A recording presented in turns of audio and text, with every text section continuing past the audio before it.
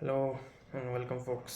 Welcome back to my channel. So, today we'll be talking about Mr. Prime Minister Modi's American trip. तो जहाँ तक कि मैं समझ रहा हूँ कि ये ट्रिप जो है वो नए अमेरिकन प्रेसिडेंट डोनाल्ड ट्रंप को अपीज़ करने के लिए है। और मिस्टर ट्रंप ने अपने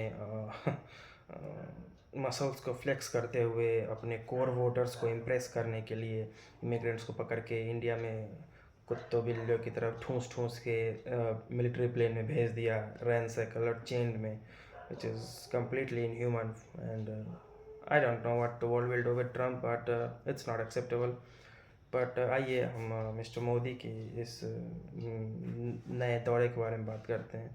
मुझे ये कहीं से भी जायज़ नहीं लगता है कि आप एक सैटेनिक पर्सन को अपीज़ करने के लिए जाएं और वहाँ पे उसको अपीज़ करें। परंतु इंटरनेशनल पॉलिटिक्स पूरी तरह से कंट्री को आइसोलेट करके भी नहीं चलता है। कहीं न कहीं एक बैलेंस बैठाना पड़ता है और कहीं न कहीं हमारे प्राइम मिनिस्टर वही करने की कोशिश कर रहे हैं। So hats off to that. परंतु जो गलत है सो गलत है, उन्हें इस बारे में आवाज़ उठाना चाहिए था। वो किस हद तक सक्षम रहे हैं, उठाने में नहीं रहे हैं, मैं नहीं जानता हूँ। परंतु अगर आगे भी ऐसा होता रहा, क्योंकि आगे भी प्लेन्स आएंगी ही आएंगी, तो अगर सेम स्थिति रही तो आपके कंट्री में अगर इनलीगल है तो अपने भेजने के लिए पूरी तरह से आज़ाद हैं। परंतु एक ह्यूमन तरीके से, it's not like they are cats and dogs and you will treat however you like. It's not how it does. So परंतु हम जो मैं इस वीडियो बनाने का मेरा मेन उद्देश्य था, क्योंकि मैं इस बारे में पहले भी एक वीडियो बना चुका हूँ जिस पे 2 या 3 व्यू गया है अनफॉर्चुनेटली। तो मैं एक नया वीडियो इसलिए भी बना रहा हूँ क्योंकि मुझे बात करनी थी डील्स के बारे में, जो नई डील्स हो रही हैं।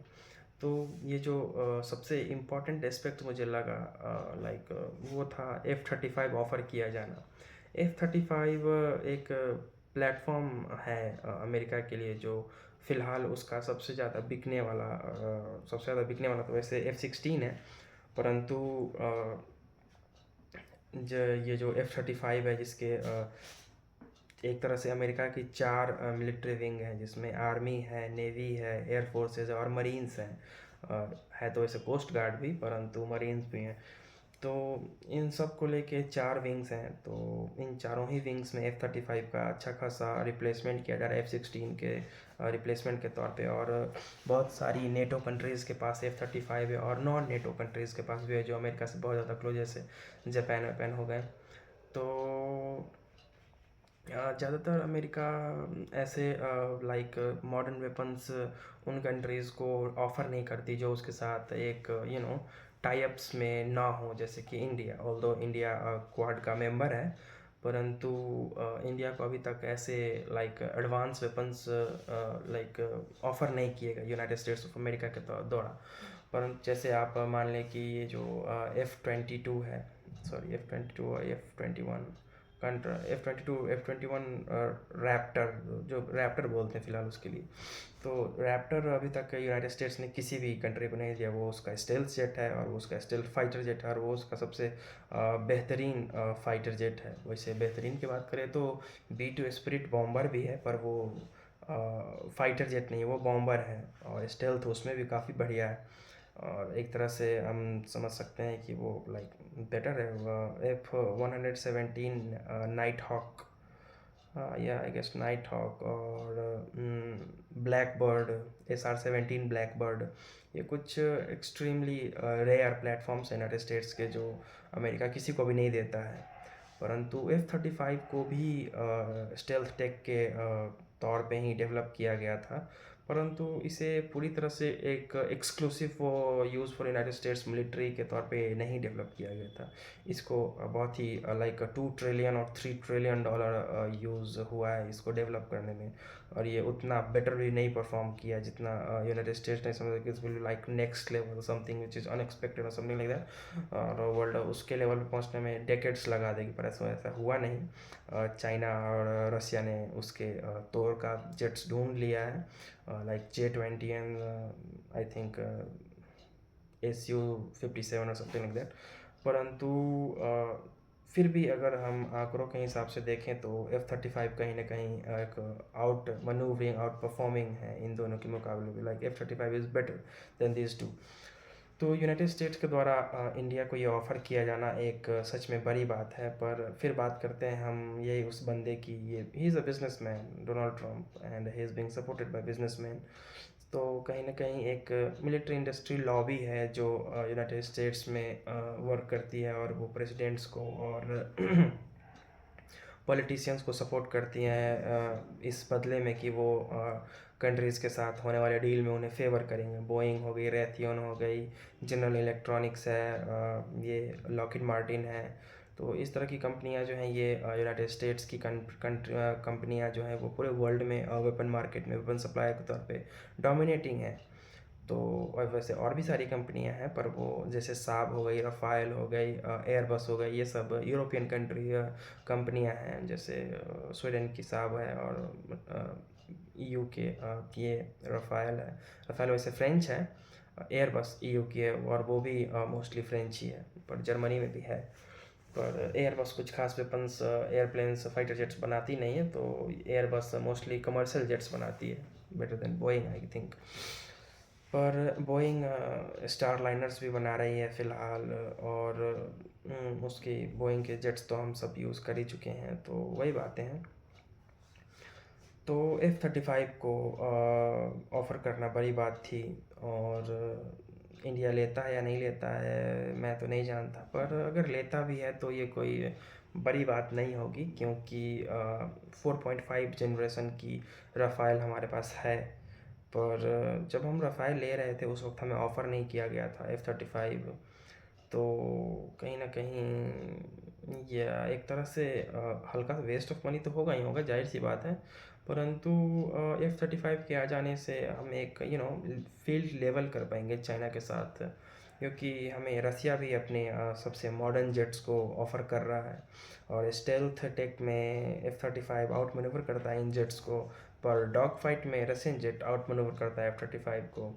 और J-20 के बारे में मैं कुछ कहूँगा नहीं, क्योंकि वो चाइनीज़ है, तो चाइनीज़ पर ये भी सेम उसी JF-17 के प्लेटफॉर्म पे डेवलप किया है, बस इसमें स्टेल्थ टेक और dog fight I don't know, क्योंकि J-20 के बारे में जो जानकारियाँ हैं वो उतनी कॉमन नहीं हैं। और JF-17 जो पाकिस्तान भी यूज़ करता है चाइना से ख़रीद के, वो एक तरह से F-16 के टक्कर में बनाया गया था।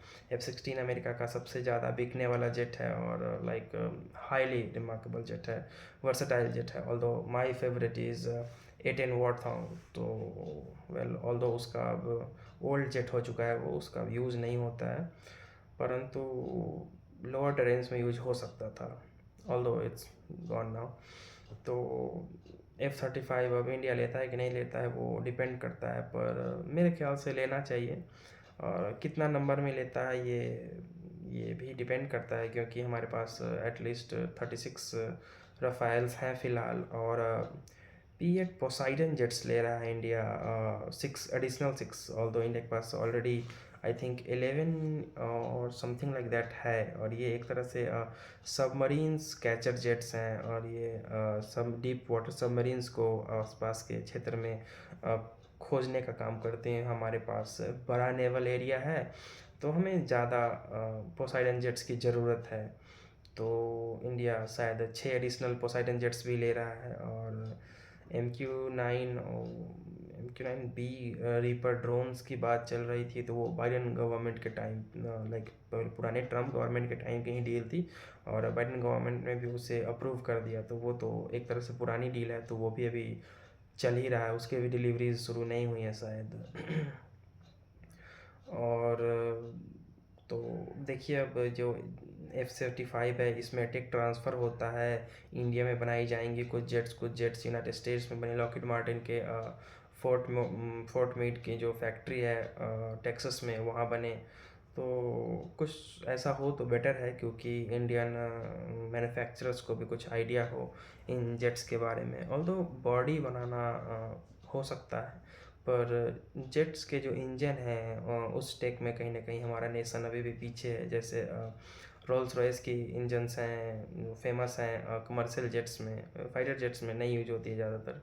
उसके बाद जो प्रैट एंड विटनी की जेट इंजन्स हैं, वो ज़्यादातर फाइटर जेट्स में यूज होती है। लॉकहीड मार्टिन खुद के जेट इंजन्स खुद बनाता है। वो तो ज़्यादातर जेट्स में जो लॉकहीड मार्टिन या जो डेडिकेटेड एक फाइटर जेट बनाने वाली कंपनियां हैं, वो एक इंजन के ऊपर ही अपने चैसी को डिज़ाइन करती है। तो कहीं ना कहीं ये जेट्स ज़्यादा इफ़ेक्टिव होती हैं, क्योंकि वो उसी सोल पर्पस के लिए बनाई जाती हैं। उतने लाइक डेडिकेटेड वर्कफोर्स होती हैं, और वो एक उन चीज़ों को ज़्यादातर मॉडिफाई किया जा सकता है, इंस्टेड ऑफ कि आप एक जेट बनाएं और उसमें अलग से किसी दूसरे कंपनी की इंजन ला के डालें, तो मॉडिफिकेशन की जो संभावनाएं हैं वो कम होती हैं, और चीज़ें ज़्यादातर अपडेट नहीं की जा सकती हैं सिवाय इंजन के। पर इन जेट्स में ऐसा नहीं होता है।